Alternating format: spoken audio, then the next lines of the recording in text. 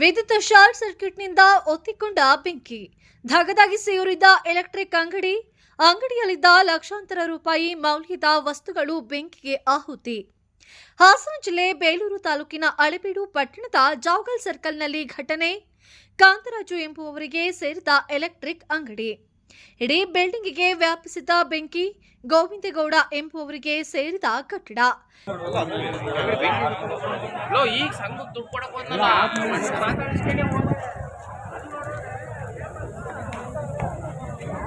ಆದ್ಮೇಲೆ ಬರೋದ ನನ್ನ ಮಕ್ಕಳು